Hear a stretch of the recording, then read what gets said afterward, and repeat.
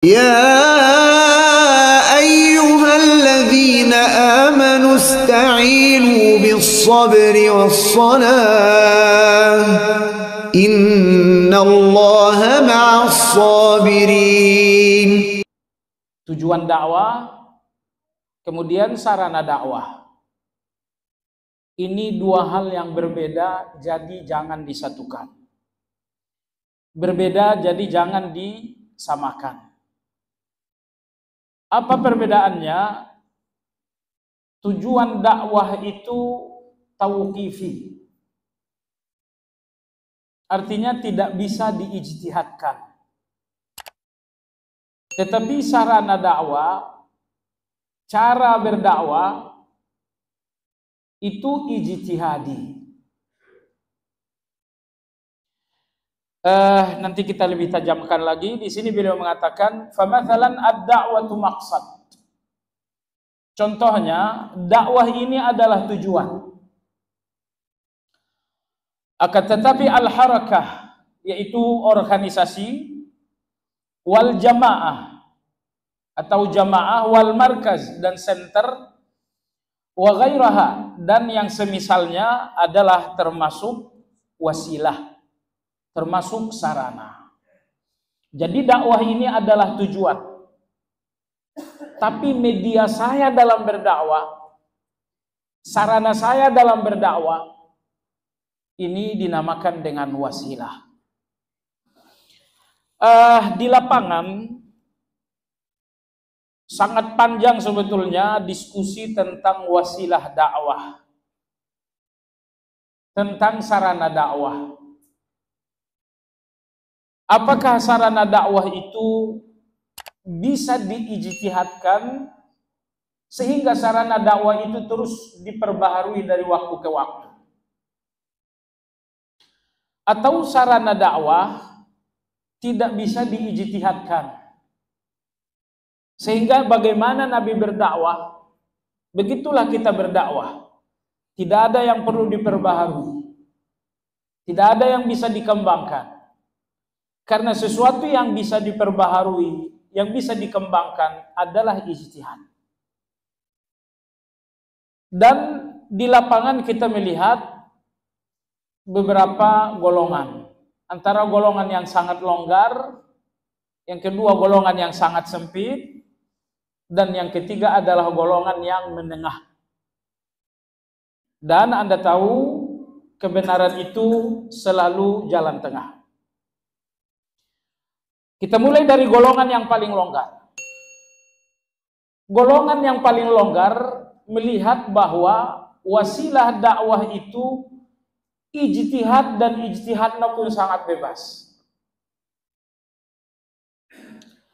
Contoh misalnya Anda lihat ada yang berdakwah menggunakan dangdut. Ada enggak tuh? Ada yang berdakwah menggunakan kasidahan. Dulu di zaman kita kecil, tahun 80-an tuh ada kasidahan. Mereka berdakwah betul, tapi media yang mereka gunakan, sarana yang mereka gunakan, cara yang mereka gunakan adalah cara yang kebablasan. Kebablasan dalam arti kata, mereka menggunakan satu cara yang secara syar'i, cara itu sendiri tidak boleh. Jemaah sekalian, alat musik hanya satu jenis yang dibolehkan dalam agama, yaitu ad-duh, yakni rebana. Ini dibenarkan. Saya tidak lihat ada perbedaan ulama dalam hal ini. Karena Nabi kita saat sampai di Madinah disambut oleh orang-orang Madinah dengan memakai rebana. Begitupun apabila Nabi alaihi salatu wassalam kembali dari peperangan, biasanya beliau pun disambut anak-anak dengan rebana. Sehingga rebana dalam agama kita dibenarkan. Namun kemudian berbeda pendapat lagi ulama. Dibenarkan untuk semua kaum muslimin, laki-laki, perempuan dan anak-anak, atau hanya rebana ini dibenarkan untuk perempuan dan anak-anak. Ini khilafiyah, tapi rebana ini sendiri disepakati boleh. Semua alat musik selain rebana dilarang dalam agama kita. Gitar, seruling, piano, termasuk gendang yang begini tuh. Gendang apa namanya? Kanan kiri begini. Hah?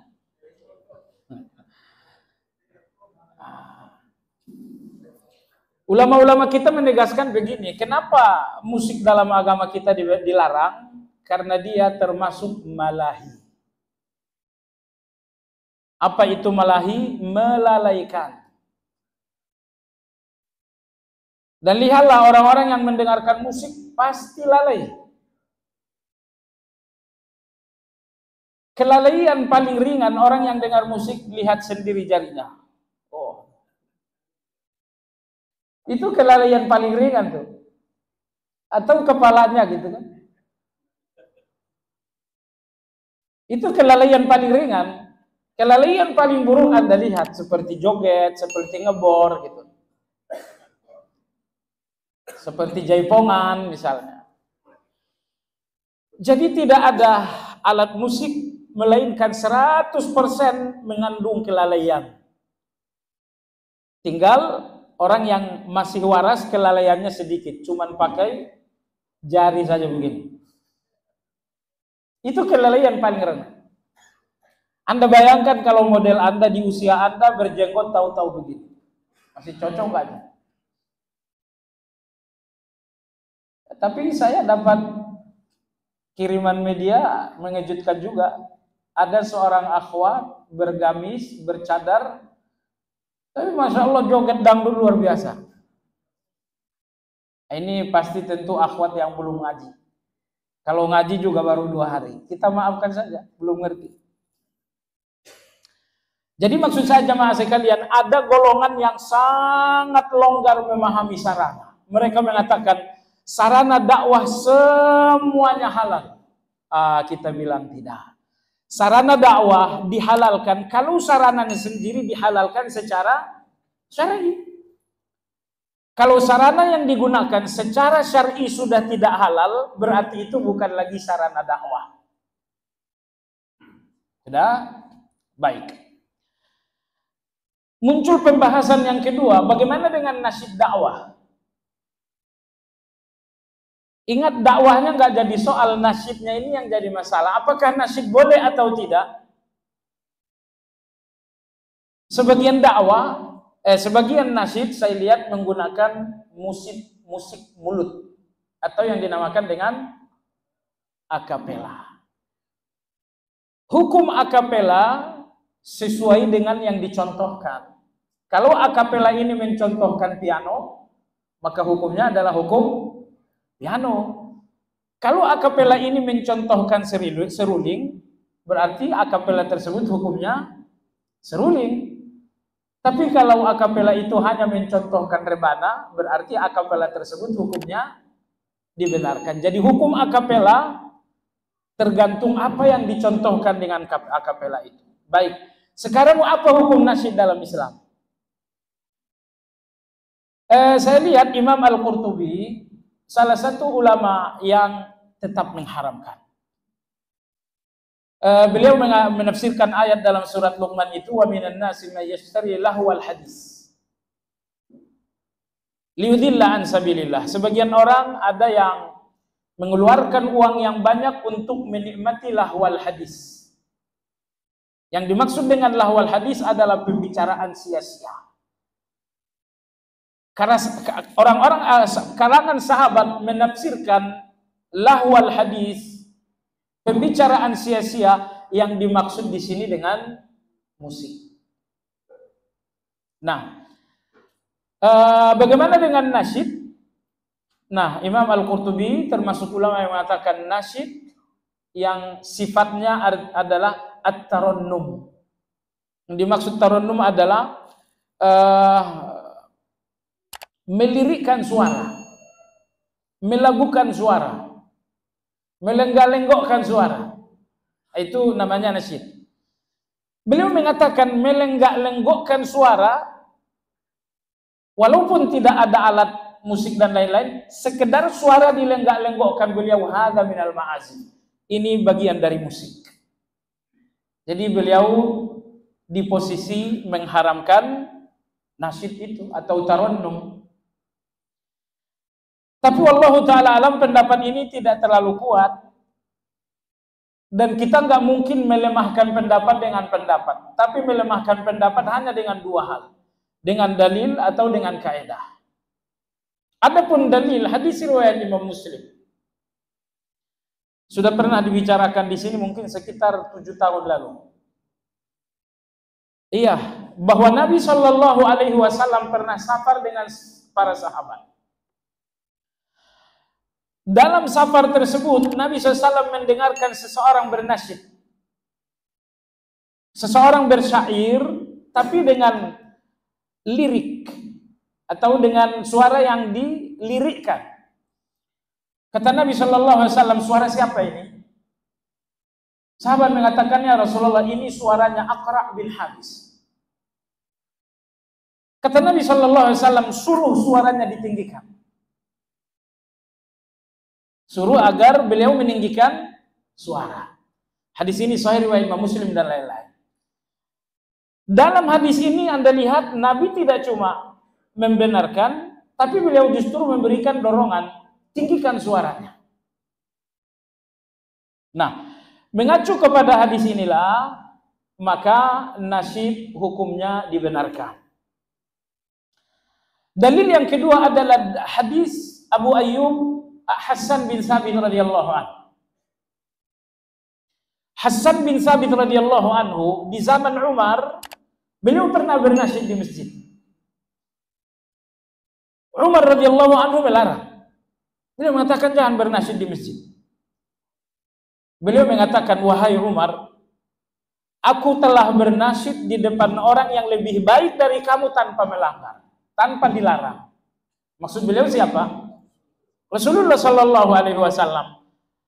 Maka hadis Hasan bin Sabit ini pun dalil yang kedua bahwa nasyid hukumnya boleh. Dalam kitab Majmu' Syarah Muhadzab ditulis oleh Imam Nawawi, beliau bahkan mengatakan, ini terkait dengan hadis Aqra' bin Habis tadi. Beliau mengatakan, dalam buku itu beliau menulis kalau nggak salah sekitar 30 sunnah-sunnah dalam safar. Salah satunya, orang yang bersafar disunnahkan untuk bernasyid. Disunnahkan untuk bernasyid. Jadi nggak sekedar boleh, tapi disunnahkan. Kenapa demikian? Jawabannya adalah karena orang yang sedang bersafar letih. Dan adanya nasyid ini meringankan keletihan tersebut. Sebagian ulama mengatakan, dibenarkannya nasyid bagi orang yang musafir karena itu pun meringankan binatang kendaraan. Jadi rupanya binatang kendaraan ini merasa sedikit lega kalau Anda bernasyid. Sehingga sebagian ulama menyebutkan itu illat hukumnya. Baik jamaah sekalian, ala kulli hal, berdasarkan dua hadis tadi, saya sudah sampaikan juga fatwa Imam Nawawi, berarti nasyid itu hukumnya boleh. Tapi tentu tanpa ada bantuan alat musik. Kalau ada alat musik tentu musiknya haram. Tapi sekedar nasyid. Syekh Shalih Fauzan, hafizahullah ta'ala, beliau punya kitab Al-Fatawa, kumpulan fatwa-fatwa beliau. Beliau ditanya tentang nasyid. Beliau mengatakan nasyid itu boleh bagaikan garam. Boleh bagaikan garam. Artinya, garam kalau kebanyakan keasinan. Nah, begitu juga dengan nasyid. Nasyid itu boleh, tapi jangan berlebihan, nanti keasinan. Jadi secukupnya saja. Baik. Jadi muncullah istilah nasyid Islam. Artinya ada orang-orang yang berdakwah, medianya adalah nasyid. Boleh atau tidak? Nah, munculnya istilah nasyid Islami inilah yang menggelorak, yang membangkitkan perdebatan ilmiah, apakah sarana dakwah itu sebenarnya ijtihadiyah atau tidak. Nah, baik, itu tadi kelompok yang sangat longgar. Mereka mengatakan semua sarana dakwah dibenarkan, termasuk dangdut, termasuk kasidahan, termasuk ibu-ibu juga gitu kan. Ibu-ibu bernyanyi kasidahan, indung-indung. Anda masih ingat indung-indung? Ya cukup diingat saja, nggak usah diulang-ulang. Baik, pendapat yang kedua, ini pendapat yang sangat sempit sekali. Pendapat yang kedua ini antara lain dimotori oleh Syekh Abdus Salam Barjas. Beliau mengatakan, dakwah ini ibadah. Asas ibadah itu adalah ittiba, mengikuti Nabi Sallallahu Alaihi Wasallam. Maka berdakwah berarti beribadah, berarti harus ikut cara Nabi. Artinya cara berdakwah, sarana dakwah Anda nggak boleh berijtihad. Anda hanya boleh berdakwah sesuai dengan dakwah Nabi SAW. Sehingga kalau Anda tanyakan kepada golongan ini, bolehkah saya berdakwah dengan nasyid? Tentu mereka bilang nggak boleh. Karena Nabi SAW berdakwah dengan cara A, B, dan C, dan nasyid bukan cara beliau. Ini golongan kedua sangat sempit. Mereka mengatakan dakwah itu hanya disampaikan dengan cara Nabi dan tidak ada ijtihad dalam cara-cara berdakwah. Ini golongan yang kedua. Golongan yang ketiga inilah insya Allah yang menengah. Nah, saya lihat Syekh Utsaimin ada di sini, Syekh bin Baz ada di sini, Syekh Albani ada di sini, Syekh Saleh Fauzan ada di sini. Dan tadi sore saya bahkan agak banyak membaca tulisan Syekh Nasir Al-Aqal dalam Syarah Aqidah Thahawiyah tentang hal ini. Mereka mengatakan harus dibedakan antara manhaj dakwah dengan sarana dakwah. Manhaj dakwah artinya adalah kaedah dakwah. Adapun sarana dakwah itu media. Ulama-ulama yang tadi nama-namanya saya sebut mengatakan manhaj dakwah yang artinya kaedah dakwah ini tidak bisa diijtihadkan. Manhaj dakwah 100% harus ikut cara Nabi dan cara Al-Quran. Nah, manhaj dakwah dalam Al-Quran antara lain Allah berfirman, ud'u ila sabili rabbika bil hikmah wal mau'izatil hasanah wajadilhum billati hiya ahsan. Nah, ini manhaj dakwah. Berdakwalah dengan cara hikmah, atau berdakwalah dengan mau'izah, atau berdakwalah dengan jidal, dengan cara berdebat. Ini termasuk manhaj dakwah. Manhaj dakwah artinya kaedah dakwah. Kaedah dakwah itu tidak bisa dirubah-rubah, tidak boleh diijtihadkan. Kaedah dakwah. Adapun alat dakwah, media dakwah ini berkembang dari masa ke masa. Media dakwah, sarana dakwah ini mengalami kemajuan sesuai dengan zaman. Alias sarana dakwah ini, cara dakwah dengan alat dan lain-lain ini dapat diijtihadkan. Baik. Syekh Nasir hafizahullah taala beliau mengatakan di antara sarana dakwah misalnya adalah alat. Di zaman Nabi tidak ada orang yang berdakwah menggunakan kaset. Lalu tahun 80-an muncullah dakwah menggunakan kaset. Sering berjalannya waktu muncullah dakwah menggunakan media yang jumlahnya sangat banyak. Menggunakan internet, menggunakan podcast dan lain-lain. Ini semua adalah sarana dakwah. Enggak mungkin ini diharap di zaman Nabi enggak ada. Mana ada di zaman Nabi podcast? Enggak ada di zaman Nabi kita rekaman. Tapi ini adalah sarana yang ijtihad. Artinya yang berkembang dari zaman ke zaman. Ini bukan kaedah dakwah atau manhaj dakwah, tapi ini adalah sarana dakwah. Selanjutnya Syekh Nasir menyebutkan contoh termasuk organisasi-organisasi dakwah. Ini pun sarana. Misalnya, saya buat organisasi dakwah. Fungsinya apa? Bekerja mencetak brosur-brosur dakwah. Mencetak brosur dakwah, misalnya saya cetak brosur 1 halaman. Saya kira kita di masjid ini dulu ada. Brosur cetakan As-Safwah misalnya. Sekarang masih ada nggak? Hah? Brosur-brosur dakwah masih ada nggak? Lembaran-lembaran dakwah itu, saya lihat belakangan ini kok hilang gitu. Udah nggak ada sekarang. Iya, buletin-buletin dakwah Anda masih lihat nggak? Kita udah nggak lihat.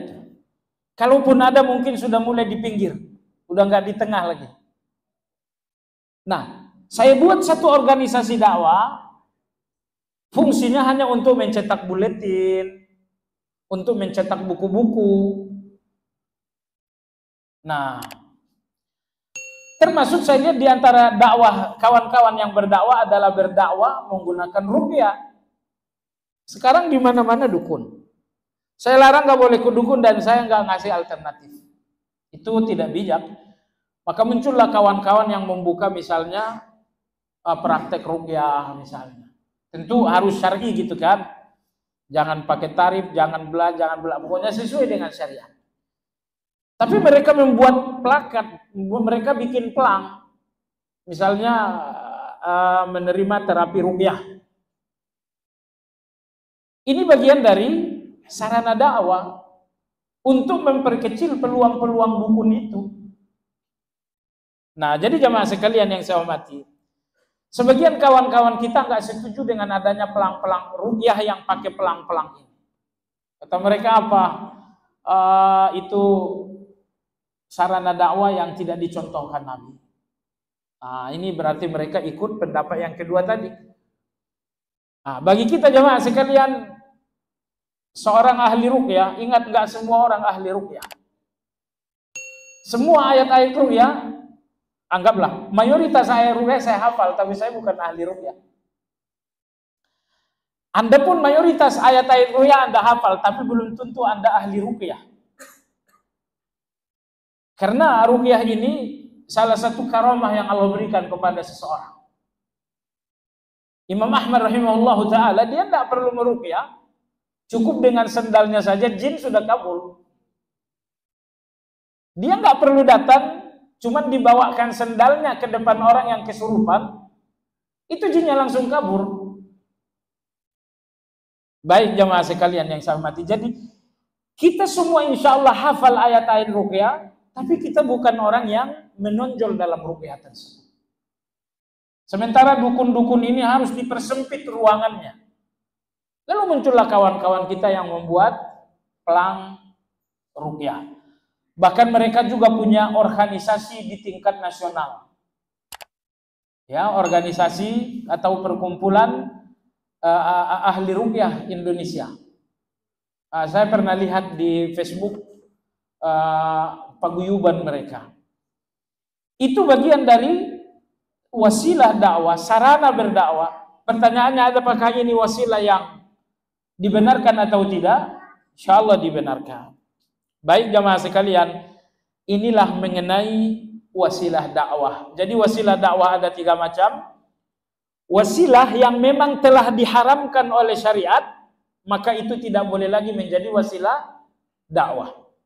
Yang kedua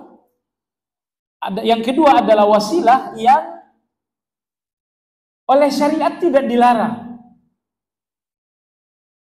Wasilah yang oleh syariat dibenarkan, tapi menggunakannya untuk dakwah belum terjadi di zaman Nabi. Nah, di sini nomor 2 ini beda pendapat antara yang membolehkan dan tidak. Pendapat yang lebih kuat, kita mengikuti ulama-ulama tadi, bahwa semua sarana dakwah yang tidak bertolak belakang dengan dalil, hukumnya boleh. Membuat organisasi, termasuk membuat pelang-pelang ruqyah dan yang semisalnya, ini semuanya insya Allah dibenarkan.